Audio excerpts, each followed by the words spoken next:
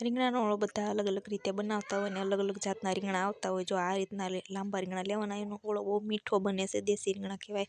અને નાના ટમેટાં અને ડુંગળી મેં લઈ લીધા છે. તેલ ગરમ થઈ ગયું, રાઈ જીરું નાખ્યું અને મીઠા લીમડાના પાન નાખ્યા છે. હવે ટમેટાં, ડુંગળી અને એક મરચું કાપીને મેં નાખી દીધું છે. અને આપણે ગામડે હોય તો ગામડે દેશી ટમેટાં મળતા હોય, એનો મસ્ત ખાટું મીઠો સ્વાદ આવે. હવે આપણે આમાં થોડુંક સ્વાદ પ્રમાણે મીઠું નાખી દઈશું. મીઠું નાખીને મસ્ત હલાવી નાખવાનું છે. એટલે ટમેટાને બધું ગળી ગયું પછી આપણે એમાં 1 ચમચી લાલ મરચું પાવડર, હળદર, જીરું નાખી દીધું છે. અને બધું મિક્સ કરી દેવાનું છે. મિક્સ થઈ ગયા પછી હવે આપણે આમાં છે ને કાંઈ નહીં, બાફેલા રીંગણા નાખી દેવાના છે. હવે રીંગણા નાખી દીધા છે પછી આપણે એમાં છે ને આ રીતના મિક્સ કરી દેવાનું છે. અને હવે થઈ ગયું બધું મિક્સ, અને આપણે કોથમરી નાખી દેવાની છે. રીંગણાનો ઓળો આપણે બની ગયો છે. અને બાજરાના રોટલા કે રોટલી સાથે ખાવાની ખૂબ મજા આવે. એ રીતના બનાવવાનું, ટેસ્ટી બનશે.